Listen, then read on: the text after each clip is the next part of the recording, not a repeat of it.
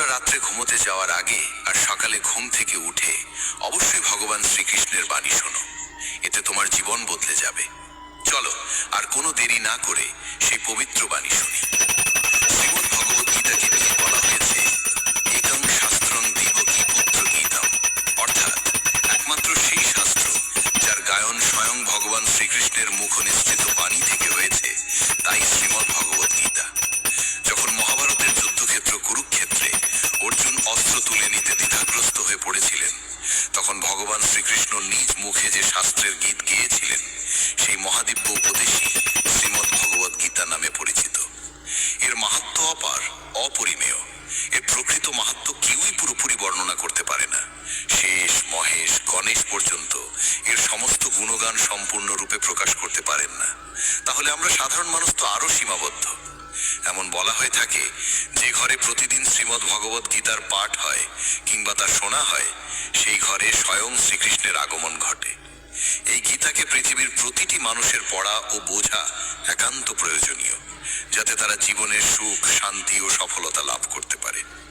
শ্রীমদ্ ভগবত গীতায় মোট 18টি অধ্যায় রয়েছে এবং এই 18টি অধ্যায়ে মোট 700টি শ্লোক রয়েছে। এই কারণেই আমরা আজ শ্রীমদ্ ভগবত গীতার ঐশ্বরিক জ্ঞান থেকে অনুপ্রাণিত হয়ে 151টি গুরুত্বপূর্ণ ভাবনার কথা জানব, যেগুলো আমরা খুব সহজ ও সরল ভাষায় তোমাদের বোঝাতে চেষ্টা করব। আর আমাদের পূর্ণ বিশ্বাস, প্রতিদিন এই ভাবনাগুলি শ্রবণ করলে তোমার জীবনের বর্তমান এবং ভবিষ্যতের সমস্ত সমস্যা থেকে মুক্তি লাভ সম্ভব হবে। চলো শ্রীমদ্ ভগবত গীতার সেই সবচেয়ে শক্তিশালী 151টি ভাবনার দিকে এগিয়ে চলি এবং সেগুলিকে আমাদের জীবনে গ্রহণ করার চেষ্টা করি। শ্রীমদ্ ভগবত গীতার প্রথম ও সর্বাধিক গুরুত্বপূর্ণ উপদেশ হল কর্মই সর্বোচ্চ ধর্ম। ভগবান শ্রীকৃষ্ণ গীতায় অর্জুনকে উপদেশ দিয়ে বলেন, মানুষ জন্ম নিয়েছে কেবল কর্ম করার জন্য, আর কর্ম ছাড়া কেউ কখনো থাকতে পারে না। মানুষকে ফলের চিন্তা না করে কেবলমাত্র নিজের কর্তব্য পালনে মনোনিবেশ করা উচিত। সবসময় সৎকর্ম করা উচিত, কারণ কর্ম সেই ফসল যা মানুষকে যেভাবেই হোক কেটে নিতে হবে। যেমন কর্ম হবে ঠিক তেমনই তার ফলও হবে। কর্মের হিসেব খুব সহজ, ভালো করো ভালো ফল পাবে, খারাপ করো খারাপ ফল পাবে। মানুষ যে রূপে ঈশ্বরকে স্মরণ করে, ঈশ্বরও তাকে সেই রূপেই দর্শন দেন। নিজের শক্তিকে দুশ্চিন্তায় ব্যয় না করে সমস্যার সমাধান খুঁজতে ব্যবহার করাটাই বুদ্ধিমানের কাজ। অসৎ জিনিস দেখা আর শোনা থেকেই আসলে অসৎতার শুরু হয়। যে মানুষ এই মূল্যবান মানব জীবন পেয়েও ঈশ্বরের নাম কীর্তন করে না, সে দুর্বুদ্ধি মানুষ, যিনি মোক্ষের সিঁড়ি পেয়েও সেটায় চড়ার চেষ্টা করে না। ভগবান শ্রীকৃষ্ণ বলেন, হে মানব, যদি তুমি এই সংসারের সকল দুঃখ থেকে মুক্তি চাও, তবে আমার ভক্তি করো। যে আমার ভক্তি করে না, সেই জীবনেও নয়, মৃত্যুর পরেও শান্তি পায় না। যারা অসৎ কর্মে লিপ্ত, অধম প্রকৃতির, যাদের বুদ্ধি মায়ায় আচ্ছন্ন, তারা কখনোই আমার পূজা করে না বা আমাকে পাওয়ার চেষ্টা করে না। নিজেকে ভগবানের প্রতি সম্পূর্ণরূপে সমর্পণ করো, এটাই সবচেয়ে বড় আশ্রয়। যে কেউ এই আশ্রয়কে চিনে নিতে পারে, সে সব রকমের ভয়, চিন্তা ও দুঃখ থেকে মুক্ত হয়। ভগবানের উপর বিশ্বাস রাখো সেই শিশুর মতো, যাকে যদি কেউ বাতাসে ছুঁড়ে দেয় তবুও সে হাসে, ভয় পায় না, কারণ সে জানে কেউ তাকে পড়তে দেবে না। ভগবান শ্রীকৃষ্ণ বলেন, তুই মন ছোট করিস না। যেখানে তোর নিজেরই মুখ ফিরিয়ে নেবে, সেখানে আমি তোর পাশে থাকব। জীবনে কখনো কারো সঙ্গে নিজের তুলনা করিস না। তুই যেমন আছিস তেমনটাই শ্রেষ্ঠ। প্রেরণার সবচেয়ে বড় উৎস হলো তোর নিজের ভাবনা। তাই সব সময় ভালো ভাব, বড় ভাব, আর নিজেকে জয় করার জন্য নিজেকেই অনুপ্রাণিত কর। যে দুঃখ ভোগ করে সে ভবিষ্যতে সুখী হতে পারে, কিন্তু যে দুঃখ দেয় সে কখনো সুখী হতে পারে না। তাই নিজের মধ্যে করুণা রাখিস, ক্রোধ নয়, কারণ ফুল তো মেঘের বৃষ্টি নিয়ে খেলে, তার গর্জন নিয়ে নয়। মানুষ যতই মিষ্টি কথা বলুক, যদি সে মিথ্যে হয়, তাহলে সে একদিন তোর জন্য বিষ হয়ে উঠবে। আর একজন সত্যবাদী যতই তোর কাছে কঠোর মনে হোক, সে একদিন তোর জীবনের ওষুধ হয়ে উঠবে। ভগবান শ্রীকৃষ্ণ বলেন, মন শান্ত রাখার চেয়ে বড় সম্পদ এই দুনিয়ায় আর কিছু নেই। যে ব্যক্তি নিজের মন শান্ত রাখতে শিখে গেছে, তার চেয়ে ধনী কেউ হতে পারে না। সময় কখনো মানুষের তৈরি পথে চলে না, মানুষকে সময়ের দেখানো পথে চলতে হয়। একেই বলে নিয়তি। জীবন তখনই কঠিন লাগে যখন আমরা নিজের পরিবর্তনের বদলে পরিস্থিতি বদলাতে চাই। সত্য কখনো দাবি করে না যে সে সত্য, কিন্তু মিথ্যে সর্বদা দাবি করে যে শুধুমাত্র সেই সত্য। ভগবান শ্রীকৃষ্ণ বলেন, যেমন আলো অন্ধকারে দীপ্তি দেয়, তেমনি সত্য নিজ আলোয় জ্বলে। তাই মানুষের সর্বদা সত্যের পথেই চলা উচিত। ভগবান বলেন, হে অর্জুন, কি হারিয়ে গেছে যে তুই কাঁদছিস? কি এনেছিলিস যা তুই হারিয়ে ফেলেছিস? তুই কি সৃষ্টি করেছিলিস যা নষ্ট হয়ে গেছে? তুই যা পেয়েছিস এখান থেকেই পেয়েছিস, যা দিয়েছিস এখানেই দিয়েছিস। যা আজ তোর তা কাল অন্য কারো হয়ে যাবে, কারণ পরিবর্তনই এই জগতের নিয়ম। সময়ের সাথে সাথে এই জগতের সবকিছু বদলায়, সবকিছুই পরিবর্তনের নিয়ম মেনেই চলে। এই দেহ তোর নয়, তুই এই দেহের মালিকও নোস। এই শরীর 5টি মৌলিক উপাদান দিয়ে তৈরি: অগ্নি, জল, বায়ু, মাটি আর আকাশ। একদিন এই শরীর সেই পঞ্চতত্ত্বেই বিলীন হয়ে যাবে। এই দুনিয়ায় ভাগ্যের চেয়ে আর সময়ের আগে কিছুই কারোর কপালে জোটে না, আর কোনোদিন জুটবেও না।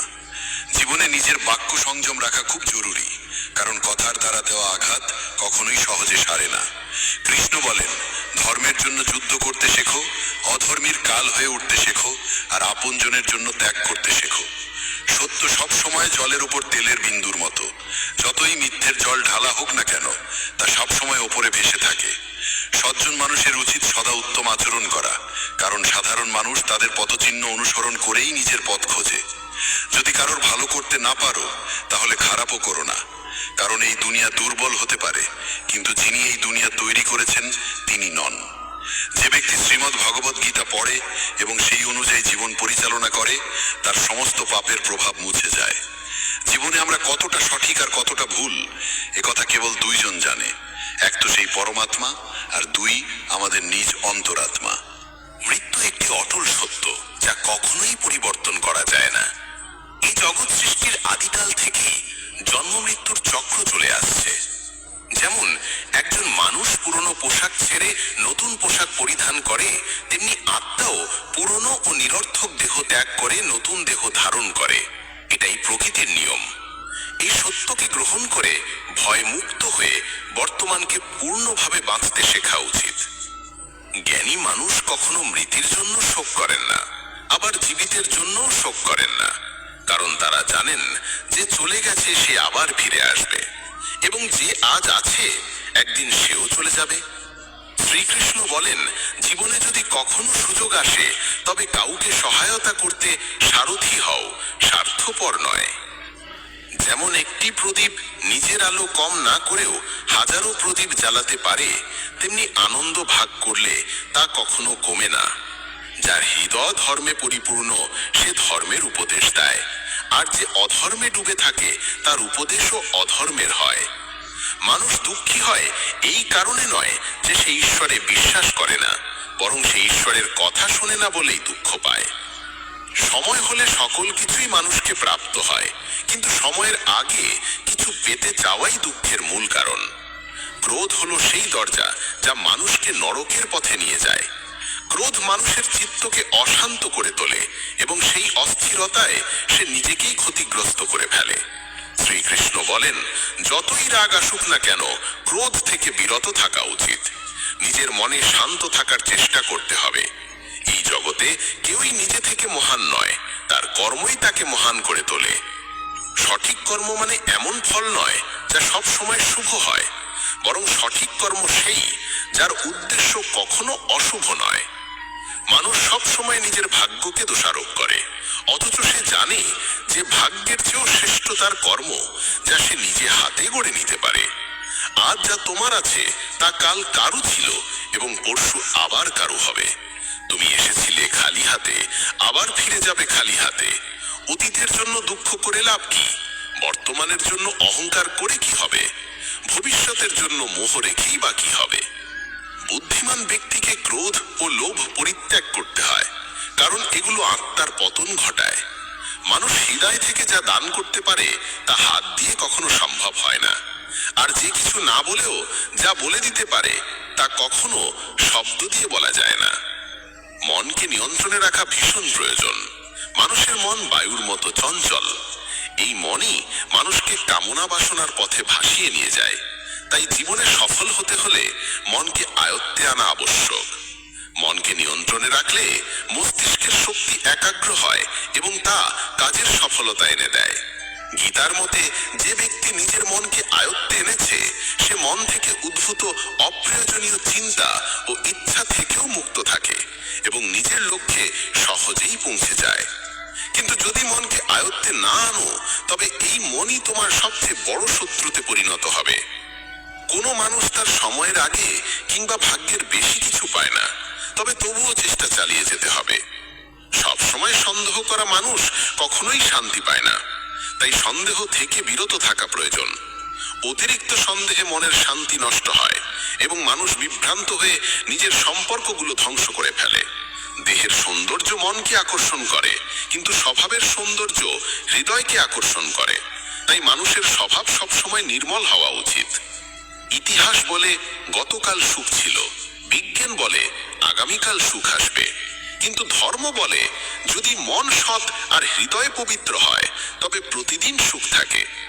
কে কি করছে, কেন করছে, কিভাবে করছে, এসব থেকে যত দূরে থাকবে তত বেশি শান্ত থাকবে। শ্রীকৃষ্ণ বলেন, যে ব্যক্তির মধ্যে জ্ঞানের অভাব আছে এবং যার মনে ঈশ্বরের প্রতি বিশ্বাস নেই সে জীবনে কখনো আনন্দ বা সফলতা লাভ করতে পারে না। ক্ষমা করতে শেখো, নীরব থাকতে শেখো, তুমি এমন এক শক্তিতে পরিণত হবে যার সামনে পাহাড়ও পথ ছেড়ে দেবে। বেশি খুশি হলে বা বেশি দুঃখে থাকলে কোনো সিদ্ধান্ত নেওয়া উচিত নয়, কারণ এই দুই অবস্থায় মানুষ কখনো সঠিক সিদ্ধান্ত নিতে পারে না। কানহা বলেন, যখনই এই পৃথিবীতে পাপ, অহংকার ও অধর্ম বৃদ্ধি পাবে তখনই আমি তার বিনাশ করতে এবং পুনরায় ধর্ম প্রতিষ্ঠা করতে অবতার গ্রহণ করব। যারা আত্মিকভাবে জাগ্রত তাদের পথ হচ্ছে নিঃস্বার্থ কর্মের, যারা ঈশ্বরের সঙ্গে যুক্ত তাদের পথ স্থিরতা ও শান্তির। মোহই পতনের কারণ, মানুষের সমস্ত দুঃখের মূল হচ্ছে তার মোহ। যত বেশি মোহ করবে তত বেশি কষ্ট পাবে। পশ্চাত্তাপ অতীতকে পাল্টাতে পারে না এবং চিন্তা ভবিষ্যৎকে গড়তে পারে না। তাই বর্তমানেই সুখ খোঁজাই জীবনের আসল আনন্দ। মানব কল্যাণ হলো গীতার মূল উদ্দেশ্য, তাই নিজের কর্তব্য পালন করতে গিয়ে মানুষের মঙ্গলকেই প্রাধান্য দেওয়া উচিত।